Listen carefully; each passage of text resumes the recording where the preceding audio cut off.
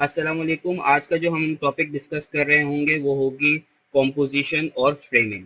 मतलब कॉम्पोजिशन और फ्रेमिंग क्यों ज़रूरी है ये मैं आपको बता देता हूँ। किसी भी पिक्चर को लेने से पहले उसकी कॉम्पोजिशन बहुत ही आई कैचिंग और बहुत ही अट्रैक्टिव लगे और वो एस्थेटिकली प्रॉपर पिक्चर खिंची भी लगे, उसका जानना आपके लिए बहुत ज़रूरी है।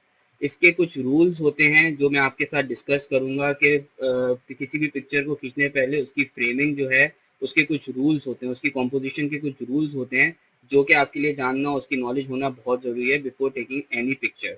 ठीक है, और ये जानना क्यों जरूरी होता है ये मैं आपको बता देता हूँ कि the arrangement of objects and their geometric relationships, मतलब कि उनके ऑब्जेक्ट और उनके साथ जो उनकी जो ज्योमेट्रिक लेंथ वगैरह होती है वो हमारे लिए जानना बहुत ज़रूरी है। प्रिस्पेक्टिव एंड लाइंस, मतलब हमारा प्रिस्पेक्टिव, मतलब कोई भी पिक्चर खींचते हैं आप तो हर चीज़ की एक प्रिस्पेक्टिव होता है, कितना बड़ा ऑब्जेक्ट लगेगा, कितना छोटा ऑब्जेक्ट लगेगा, हर चीज़ का एक प्रिस्पेक्टिव होता है, वो आपके लिए जानना बहुत ज़रूरी होता है। Principle of organization such as symmetry, grouping, structure, grade and contrast, ये वाली चीज़ मैं आपको थोड़ी देर में और बताऊंगा डिटेल में कि ये क्या चीज़ है। और लाइट एंड कलर, मतलब कलर टोनिंग्स जो हैं वो भी आपके लिए बहुत ज़रूरी होती है एक पिक्चर कंपोजिशन के अंदर या फोटोग्राफी कंपोजिशन के अंदर। तो ये कुछ रूल्स हैं, बेसिक रूल्स हैं फोटोग्राफी के कंपोजिशन के। ठीक है, ये 10 हैं अभी जिसके ऊपर हम बात कर रहे होंगे, जिसके ऊपर मैं आपको एग्जांपल्स के साथ भी बता रहा हूँ, और ये बहुत ही एसेंशियल रूल्स हैं। इसके साथ अपनी कंपोजिशन और फ्रेमिंग करेंगे अगर आप पिक्चर खींचते हुए तो ये आपको बहुत हेल्प करेगी और आप देखिएगा इससे बहुत ही ड्रास्टिक इम्पैक्ट आएगा अगर आप पिक्चर खींच रहे होंगे। तो पहला रूल जो है वो है रूल ऑफ थर्ड, दूसरा रूल है सिमेट्री, तीसरा रूल है डेप्थ ऑफ फील्ड, चौथा रूल है लीडिंग लाइंस, पांचवा रूल है फिल द फ्रेम, छठा रूल है नेगेटिव स्पेस, सेवेंथ रूल है यूजिंग फ्रेमिंग, एट्थ रूल है rule of words, ninth rule है व्यू पॉइंट और थर्ड रूल है कलर की थ्योरी। अच्छा, ये मैं आपको step by step her rule को बता रहा हूँ। ये मैंने अभी आपको सिर्फ इनके नाम का ओवरव्यू दिया है। अब जो है हम चल के हम लोग जो है डिस्कस करेंगे वो step by step her rule को डिस्कस करेंगे। रूल ऑफ थर्ड, पहले तो आप जान लें कि कैमरे के अंदर जो है ये ग्रिड होती है। ये देख रहे हैं आप, ये जब आप भी कोई भी कैमरे के अंदर व्यू फाइंडर खोलेंगे ना तो ये एक ग्रिड होती है जिसको आप डिफाइन करते हैं कि ये इक्वली डिवाइडेड होती है। तो इससे पिक्चर खींचने, मतलब रूल ऑफ थर्ड जो होता है उसके अंदर आपको बहुत हेल्प करेगी। तो अगर आपका अंदर कैमरे के अंदर ग्रिड नहीं खुली हुई तो मैं आपको बिगनर लेवल पे यही सजेस्ट करूंगा कि आप अपनी ग्रिड खोल लें ताकि आप जब अपनी पिक्चर की कॉम्पोजिशन बना रहे हो तो इसके अंदर ये आपको बहुत हेल्प करेगी। ठीक है, रूल ऑफ थर्ड क्या होता है? Rule of third is the basic photography composition rule and most widely used. The idea being the human eye is more interested in images which are divided into thirds, with the subject falling along one of the dividing lines. अब इसका मैं मतलब समझा देता हूँ। इसका मतलब ये है कि कोई भी आप ऑब्जेक्ट ले रहे हैं, कोई भी पिक्चर आप खींचना चाह रहे हैं, उसको आप एक स्पेस के अंदर, मतलब एक ग्रिड के अंदर रखेंगे और बाकी स्पेस को आप नेगेटिव छोड़ देंगे, मतलब बाकी स्पेस को आप अपना ब्रीदिंग स्पेस देंगे और अपने ऑब्जेक्ट को आप एक साइड ऑफ द पिक्चर रखेंगे। मतलब ये देख रहे हैं, ये एक साइड ऑफ अ पिक्चर जो है उन्होंने रखी हुई है, इसको हम रूल ऑफ थर्ड कहते हैं। ये इंटरसेक्टिंग पॉइंट्स हैं। ठीक है, इंटरसेक्टिंग पॉइंट्स में आपके रूल ऑफ थर्ड पे पिक्चर आ सकती है। फर्स्ट थ्री स्क्वायर्स देख रहे हैं और ये देख रहे हैं, ये दो जो हैं हमारे पास बॉक्सेस जो हैं बिल्कुल वैकेंट हैं, मतलब कि आपका जो ऑब्जेक्ट है वो रूल ऑफ थर्ड पे लिया हुआ गया है।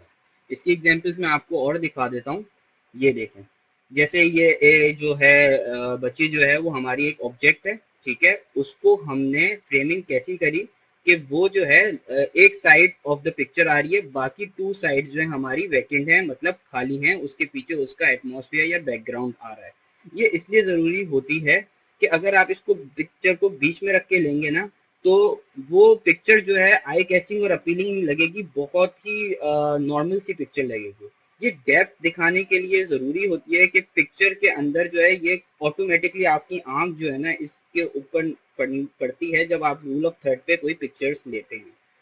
अब आपको मैं सेकंड एग्जांपल दिखा रहा हूँ। देखें, आपका जो मेन सब्जेक्ट है, जो मेन ऑब्जेक्ट या हम सब्जेक्ट बोलूंगा इसको, क्योंकि ये जो है रूल ऑफ थर्ड पे लिया गया है। अब ये देखें ग्रिड्स बनी हुई है, ये देखें इंटरसेक्टिंग पॉइंट्स पे आपका ऑब्जेक्ट, आपका जो भी सब्जेक्ट है वो उसको हाईलाइट किया हुआ है, ठीक है। और वो एक बॉक्स, मतलब ये एक ग्रिड के अंदर है। दोनों ग्रिड जो हैं वो आपके वो हैं एटमॉस्फेयर बताने के लिए, लेकिन आपका सब्जेक्ट जो है एक ही ग्रिड पे है। तो इससे क्या हुआ, आपकी डेप्थ क्रिएट हुई।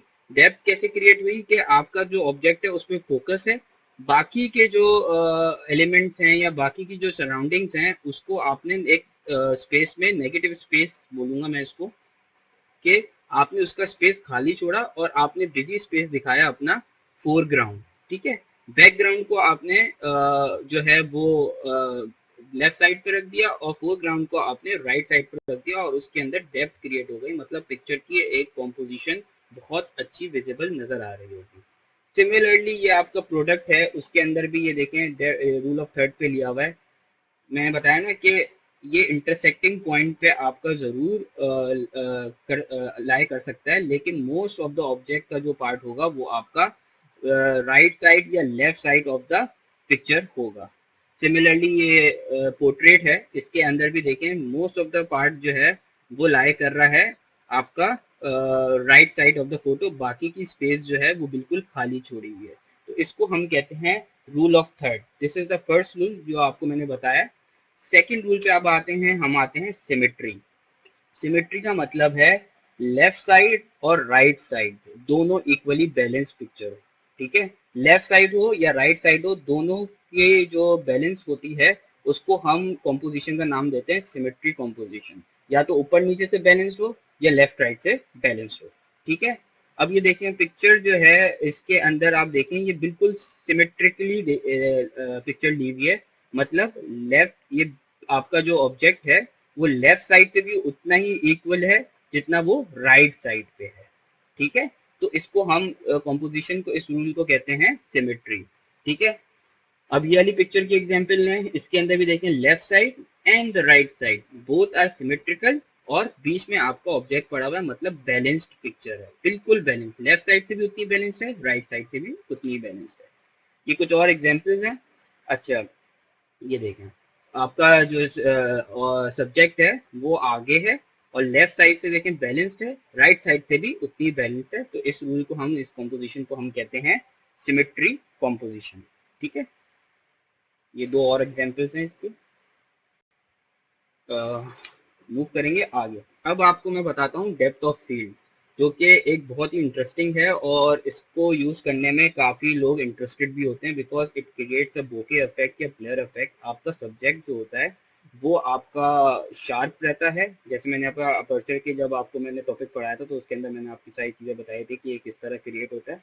आपका ऑब्जेक्ट जो है वो शार्प रहता है और बाकी की चीजों को ब्लर कर देता है। तो ये होता है depth of field. Depth of field is the distance between the closest and the furthest object in a photo that appears acceptably sharp. Photo that appears acceptably sharp. ठीक है।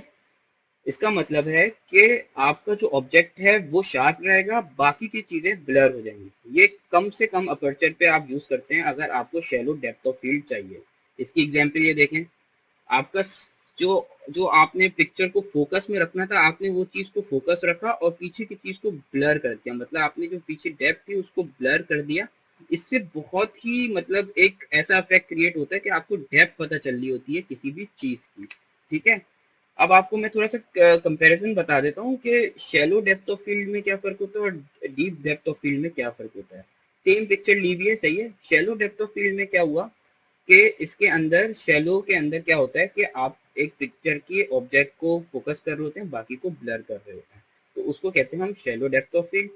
और वही पिक्चर अगर आप डीप डेप्थ ऑफ फील्ड में लेते हैं तो मतलब आप जो है एक डेप्थ डिफाइन कर रहे होते हैं पिक्चर के अंदर। मतलब ये देख रहे हैं, यहाँ से अगर मैं देखूं और वहां तक देखूं तो एक डेप्थ दिख रही है मुझे पिक्चर में, तो उसको हम डीप डेप्थ ऑफ फील्ड कहते हैं। अब आपको ये एग्जांपल्स और दे देता हूँ ताकि आपको ज्यादा अच्छे से समझ आ जाए डेप्थ ऑफ फील्ड करता क्या है। आपने ऑब्जेक्ट प्लेस किया, one side of a picture को आपने करा, या two side of a picture, तो two third of the picture को आपने अपने ऑब्जेक्ट को प्लेस किया, और आपने बाकी चीज को ब्लर कर दिया। अगर ये प्रोडक्ट फोटोग्राफी कर रहे होते तो इसके लिए भी बहुत बहुत ज्यादा ये यूज होता है, बिकॉज ये एक आई थिंक आई कैचिंग चीज बनाता है। अगर आप शैलो डेप्थ ऑफ फील्ड के ऊपर पिक्चर्स लेते हैं ना, तो वो बहुत ही लोगों को इंटीग्रेट भी करता है और बहुत ही लोगों के अंदर दिलचस्पी क्रिएट करता है उस प्रोडक्ट के लिए, और वो देखने के साथ ही बहुत ही आई कैचिंग लगती है। तो इसलिए depth of field mostly composition के अंदर भी यूज हुआ होता है। इससे हम ब्लर इफेक्ट या बोके इफेक्ट भी बनाते हैं। जैसे कि आप ये सेकंड पिक्चर में देखें, ये सेंट्रिक पिक्चर है, बिल्कुल बीच में ली गई है, और इसके साथ साथ उन्होंने देखें पीछे कॉम्पोजिशन के अंदर ब्लर इफेक्ट डाला हुआ है। तो ये डेप्थ ऑफ फील्ड की कॉम्पोजिशन के अंदर लाई करेगा। जरूरी नहीं है कॉम्पोजिशन के अंदर एक ही कॉम्पोजिशन का यूज हुआ हो, मल्टीपल भी यूज हो सकते हैं, लेकिन मैं आपको बताने के लिए अलग अलग इसलिए बता रहा हूँ क्योंकि आपकी नॉलेज अभी जानना ज़रूरी है कि हर कॉम्पोजिशन के अंदर क्या क्या चीज़ें किस तरह यूज हो रही होती हैं। अब ये डेप्थ ऑफ फील्ड जो है, डीप डेप्थ ऑफ फील्ड की एग्जांपल है। तो आपको क्या लग रहा है कि आपने एक पिक्चर ली हुई है, जिसने फोटोग्राफर ने ली हुई है, उसने एक डेप्थ डिफाइन की हुई है, मतलब कि यहाँ पे आपको दिख रहा होगा कि ये इसका डिस्टेंस वहां से कितना दूर है। तो आपकी ये डीप डेप्थ ऑफ फील्ड है, और सारी पिक्चर जो है एक ही उस पे ली हुई है, मतलब फोकस ली हुई है। तो ये आपको डीप डेप्थ ऑफ फील्ड कराती है, मतलब अपर्चर इसका बहुत ज्यादा खुला हुआ होगा। फिर अब हम आ जाते हैं अपने फोर्थ रूल के ऊपर, जो होती हैं लीडिंग लाइंस। अब लीडिंग लाइंस क्या होती हैं? लीडिंग लाइंस का मतलब यह है कि कोई भी पाथवे या कोई भी ऐसी चीज जो आपको एक लीड डिफाइन कर रही हो, कि आपका जो ऑब्जेक्ट है या सब्जेक्ट है, वो जहां से भी पिक्चर ली हुई है वो एक लीडिंग पाथ पर्सपेक्टिव डिफाइन कर रही है या एक लीडिंग पाथ डिफाइन कर रही है। सही है, इसको हम लीडिंग लाइंस की कॉम्पोजिशन कहते हैं। ठीक है, leading lines are the elements which guide the viewer's eye through an image to your subject. That can be the lines that are curved, straight, diagonal भी हो सकती हैं, converging भी हो सकती हैं, और otherwise। अब ये दो एग्जाम्पल्स हैं। फर्स्ट वाले की एग्जाम्पल देखें, लीडिंग लाइंस क्या है? लीडिंग लाइंस आपकी ये ट्रेल्स हो गए। ठीक है, ये आपकी लीडिंग लाइंस हो गई, और आपका ऑब्जेक्ट प्लेस हुआ हुआ है, वो आपकी लीडिंग लाइंस। मतलब अब आप देख के आपको पता चल रहा होगा कि ये जो है इसको लीड कर रही है लाइंस ऊपर की तरफ। ठीक है, सेकंड वाली की एग्जांपल लें आपकी लीडिंग लाइंस की। ये देखें पिक्चर खिंची हुई है और आपका एक पाथवे डिफाइन हो रहा है, कि वो जो है कॉम्पोजिशन के अंदर एक पाथवे डिफाइन हो रहा है कि वो आपको लीड कर रही है इस तरह की तरफ। ठीक है, तो ये आपकी कॉम्पोजिशन, इस तरह की कॉम्पोजिशन अगर आप करते हैं तो इसको हम कहते हैं लीडिंग लाइंस। सिमिलरली और एग्जाम्पल्स देख लें इसकी। ये देखें, सिमेट्री पिक्चर है। ठीक है, मतलब लेफ्ट साइड भी सेम है, राइट साइड भी सेम है, और उसके साथ साथ आपने कंपोजिशन यूज की हुई है, वो कौन सी है? Leading lines. मतलब आपका एक पाथवे डिफाइन हो रहा है कि यहाँ से वहां तक का पर्सपेक्टिव डिफाइन हो रहा है। ठीक है, ये पर्सपेक्टिव डिफाइन हो रहा है। ठीक है, तो ये एक एग्जाम्पल है। इस तरह ये भी है लीडिंग लाइंस की एग्जाम्पल, और ये तीसरी एग्जाम्पल है। तीनों में एक ही चीज डिफाइन हो रही है कि एक पर्सपेक्टिव डिफाइन हो रहा है एक पाथवे का। फिफ्थ आप रूल के ऊपर आ जाते हैं कॉम्पोजिशन की, तो होती है फिल द फ्रेम। अब फिल द फ्रेम में ये होता है, और इसको हम मोस्टली क्रॉपिंग का नाम भी से भी जानते हैं। इसके अंदर क्या होता है कि आप अपने फ्रेम को ना, जो आपका फ्रेम होता है कैमरे के अंदर, तो उसको आप भर देते हैं। मतलब भर देने की मुराद ये नहीं है कि आपने सब कुछ डाल दिया उसके अंदर, नहीं। उसको आप एक डिटेल सिर्फ टू द पॉइंट वाली चीज के अंदर रखते हैं। जैसे अगर कोई भी आप सब्जेक्ट की चीज ले रहे हैं, कोई भी सब्जेक्ट है या कोई भी प्रोडक्ट है, सिर्फ आप उसको दिखा रहे होते हैं, बाकी चीजों को क्रॉप आउट कर देते हैं, सिर्फ आपकी नजर जो है डायरेक्टली उस चीज के ऊपर पड़ रही होती है, तो उसको हम कहते हैं फिल द फ्रेम। तो composition idea of filling the frame allows you to crop out element distracting elements of the image that give importance to the main subject. मतलब आपका मेन सब्जेक्ट के ऊपर आपकी डायरेक्ट नजर जाए, तो उसको हम फिल द फ्रेम कंपोजिशन का नाम देते हैं। when you are using this tool, you are essentially removing any context the background may provide। मतलब इसके अंदर कोई बैकग्राउंड नहीं होता, इसके अंदर कुछ नहीं होता, सिर्फ आपका सब्जेक्ट के ऊपर और जो है स्ट्रिक्टली आपका फोकस होता है, और उसी को आप दिखा रहे होते हैं। इसकी एग्जांपल मैं और दिखा देता हूँ। देखें, ये आपका सब्जेक्ट है, उसके ऊपर नजर जा रही है, बाकी पीछे की चीज को उन्होंने ब्लर कर दिया और या क्रॉप कर दिया, ताकि आपकी नजर ही सिर्फ आपके ऑब्जेक्ट पे जाए। सही है, सब्जेक्ट पे जाए। उसके साथ ही साथ ये एक टाइगर की पिक्चर है। ठीक है, इसके अंदर फिल द पूरा फ्रेम फिल हुआ है, देख रहे हैं। पूरा फ्रेम, ऐसा फ्रेम का एक पार्ट नहीं होगा जिसके अंदर आपको उसके पीछे की चीज नजर आ रही हो या साइड की चीज नजर आ रही हो, सिर्फ आपका पूरा फ्रेम जो है उससे फिल हुआ हुआ है। तो इस कॉम्पोजिशन के रूल को कहते हैं हम fill the frame. Six rule पे आ जाएं, ये बहुत ही इम्पोर्टेंट है।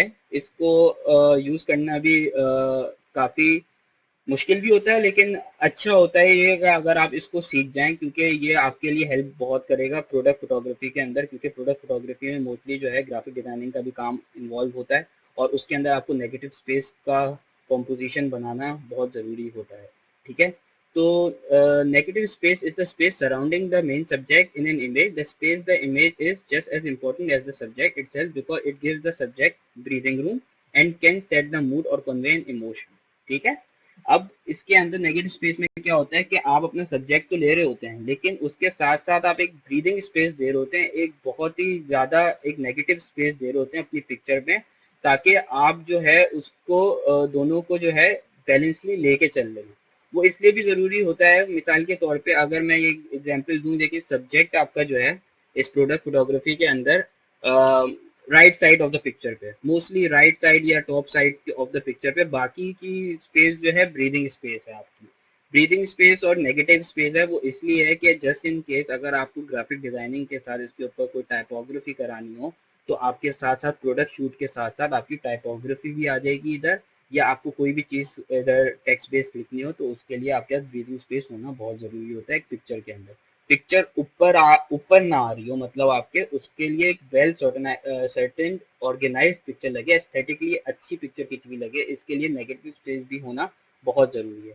यह आपका है sixth rule of picture composition. ठीक है, ये तो और एग्जांपल्स दे देता हूँ मैं आपको फूड फोटोग्राफी से, ये दो एग्जांपल्स मैं आपको दे देता हूँ। जैसे कि ये देखें, पिक्चर ली हुई है, जैसे इसके अंदर रूल ऑफ थर्ड भी अप्लाई हो रहा है, आप देख रहे हैं रूल ऑफ थर्ड के ऊपर ये पिक्चर ली हुई है। ठीक है, मतलब एक स्पेस आपका फिल आउट है, बाकी दो स्पेसेस को आपने लेस इंपॉर्टेंट लगा हुआ है, और पहले जो आपका सब्जेक्ट है वो एक साइड ऑफ द पिक्चर पे है, बाकी आपने ये नेगेटिव स्पेस जो है दी हुई है, ताकि आप इसके ऊपर कोई भी टेक्स्ट बेस डालना चाहें तो डाल सकते हैं, इवन लोगो डाल सकते हैं, या कुछ भी आपकी नीड होती है वो आप डाल सकते हैं। तो ये ब्रीदिंग स्पेस कहलाती है, और ये ग्राफिक डिजाइनर्स को काफी हेल्प भी करती है पिक्चर अगर इस तरह की खींची हो। फर्स्ट एग्जांपल के अंदर भी ये देखें, two third of the picture जो है आपकी फिल आउट है, सही है, और one third of the picture जो है वो नेगेटिव स्पेस दी हुई है, ताकि जो है आप इसके ऊपर एक ब्रीदिंग स्पेस भी होता है काइंड ऑफ, अगर इसके ऊपर आप टेक्स्ट बेस ना भी डालें तो एक बहुत ही वेल सेटल्ड वेली कंपोज पिक्चर लग रही है आपको, देख रहे हैं। तो नेगेटिव स्पेस होना पिक्चर के अंदर मैं समझता हूँ वो काफी जरूरी होता है। अब आ जाते हैं हम सेवेंथ रूल के ऊपर।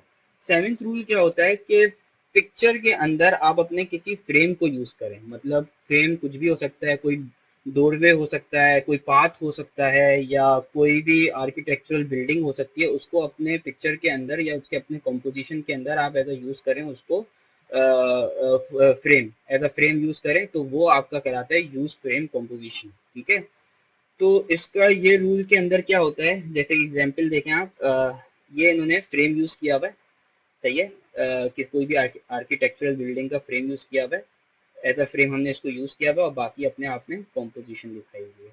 ठीक है, तो किसी भी पिक्चर में फ्रेम का यूज करना आपका एक रूल होता है जिसको कहते हैं यूज फ्रेम रूल्स। ठीक है, कॉम्पोजिशन रूल। ये देखें, ये फ्रेम जो है विद इन अ फ्रेम आपने पिक्चर ली हुई है, मतलब आपने आर्किटेक्चरल बिल्डिंग का एक यूज किया हुआ और उससे आप कोई और चीज की कॉम्पोजिशन दिखा रहे हैं। ये मोस्टली ब्लर पे लिए जाती है, ताकि आपका जो मेन सब्जेक्ट, मतलब जो आप चीज दिखाना चाह रहे हैं फ्रेम के पास, वो आपका फोकस्ड है। या आप दोनों भी ले सकते हैं, अपर्चर बढ़ा के आप दोनों चीजों को फोकस में भी ले सकते हैं, देख रहे हैं।